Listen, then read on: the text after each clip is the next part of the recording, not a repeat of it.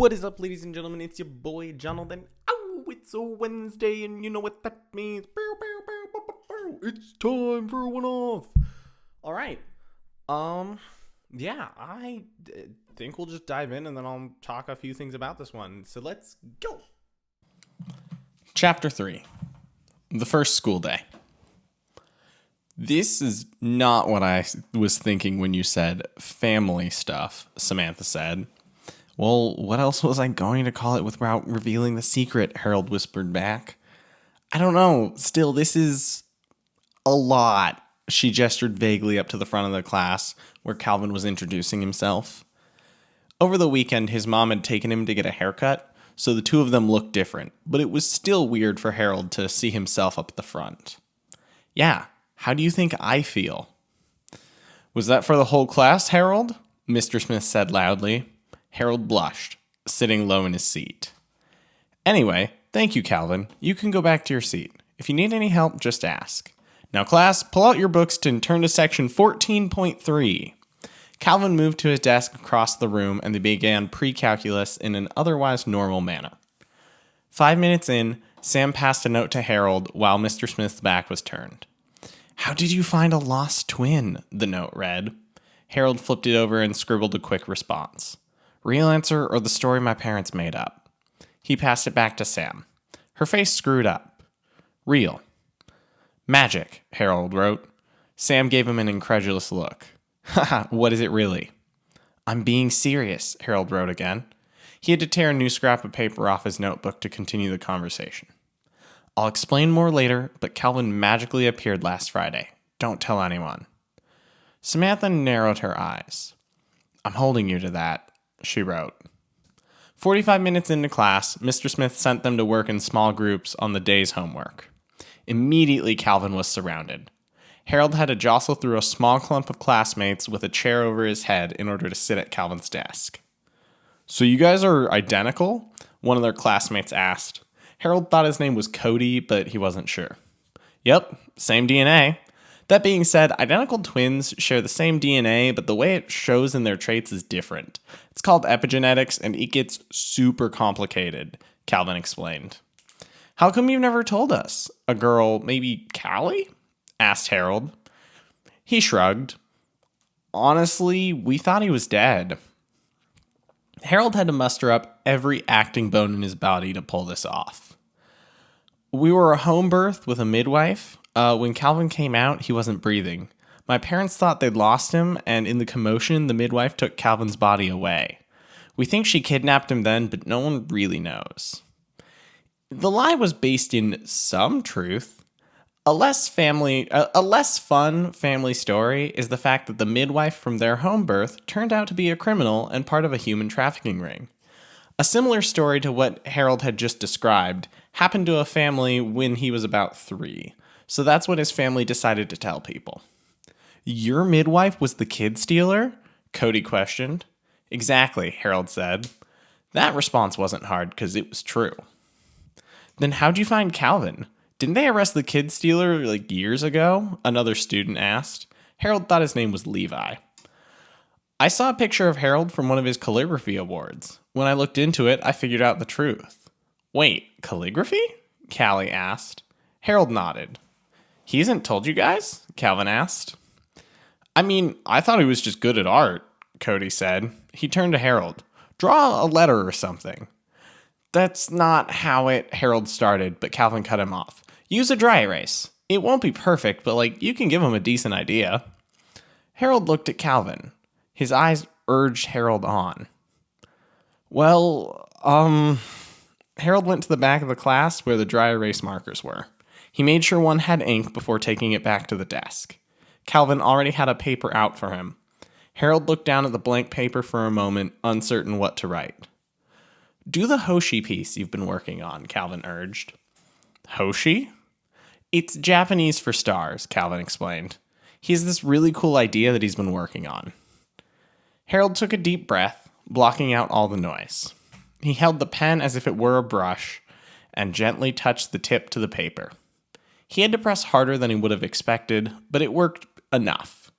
He lifted the pen and moved to the next star. And another, and another. When he got to the 7th star, Levi's voice broke through his concentration. So it's just a bunch of dots. Harold's heart sank. While innocent, those words were exactly what he was afraid of. His art being seen as nothing but dots. Harold being nothing but... No, Calvin said. Let him finish. Harold looked at Calvin for a moment. Calvin nodded encouragingly. Harold shrugged off the moment and pushed through. After the 13th star, he began his character work. The pen didn't glide anywhere near what he was used to, but Harold would occasionally practice on the personal whiteboards. He made the strokes work. With a final stroke making the shooting star's tail, Harold finished. He was actually quite proud of the piece. It was rough, there was no distinction in thick or thin because of the way the pen worked, but the lines were solid. And if he had a brush, it would be so much better, Calvin said. Huh, Cody said. It's neat, I guess. Harold sighed internally. That was the reaction he'd come to expect. So what are all the dots then? Levi asked. Oh, that's a small cluster of stars I saw in the night sky. I looked to see if it was a particular constellation, but I don't think it is, Harold explained. And the symbol means stars? Callie asked. Yeah, Harold said, trying to hide the confusion in his voice. No one had ever asked this much about his calligraphy. Is it supposed to mean anything deeper? Callie pressed.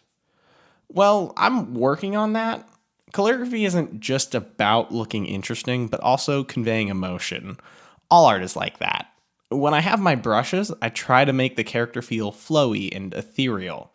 I want to convey the wonder you feel when looking up into the sky and you see a field of stars. They all looked down, studying the piece. Callie and Levi nodded a little. I think I understand. Do you have any pictures of the ones you've done at home? No, Harold told Callie.